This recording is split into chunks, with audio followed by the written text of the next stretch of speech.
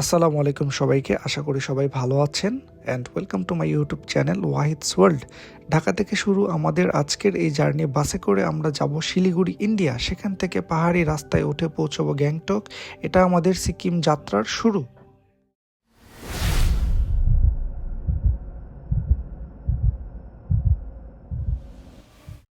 রাত্রেবেলা আমরা বাসা থেকে রওনা দিই। গন্তব্য হচ্ছে টেকনিক্যাল, কারণ টেকনিক্যাল থেকে আমাদের বাসে উঠতে হবে। আমাদের বাস ছিল বুড়িমারি স্লিপার কোচ অ্যান্ড বাজে হচ্ছে রাত 8:55। আমরা চ্যাংরাবান্ধা বর্ডারের উদ্দেশ্যে রওনা দিয়ে দিই। সো আলহামদুলিল্লাহ আমাদের যাত্রা স্টার্ট হয়ে যায়।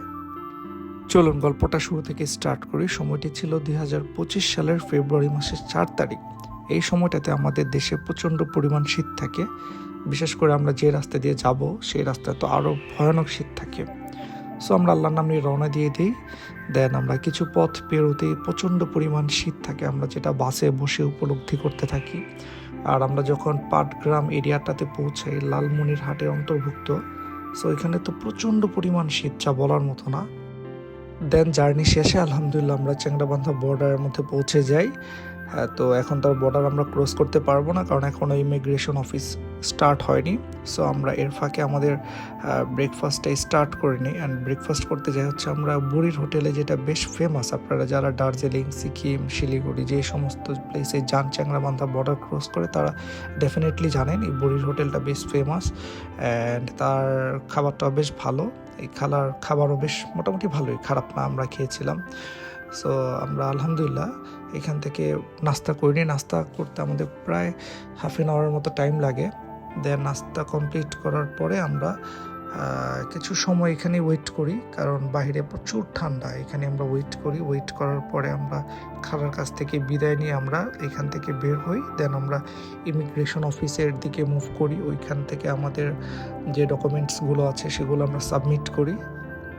হ্যাঁ, ইমিগ্রেশনের কাজ শেষ করে আমরা এখন বাংলাদেশের বর্ডার ক্রস করে ইন্ডিয়ার মধ্যে এন্ট্রি করতেই আমরা ফার্স্টে আমাদের মানি এক্সচেঞ্জ করে নিই, বাংলাদেশি টাকাকে ইন্ডিয়ান রুপিতে কনভার্ট করে নিই। দেন আমরা আরেকটা কথা তো বলতে ভুলেই গিয়েছিলাম, সেটা হচ্ছে একটা ভাই আছে, নাম হচ্ছে রাজীব পোদ্দার। এই যে লোকটাকে দেখতে পাচ্ছেন, তার গাড়িটাও আছে এখানে।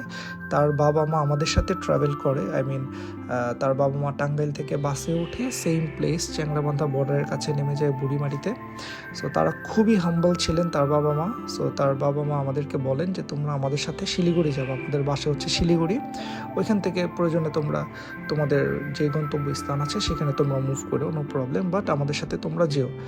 তো অনেক ইনসিস্ট করে আর কি। দেন আর কি তারপর আমরা গেলাম। আর তার ছেলে রাজীব দাদা, সেও খুবই ভালো মানুষ, আমাদেরকে খুব আন্তরিকভাবে সে নেয় তাদের গাড়িতে।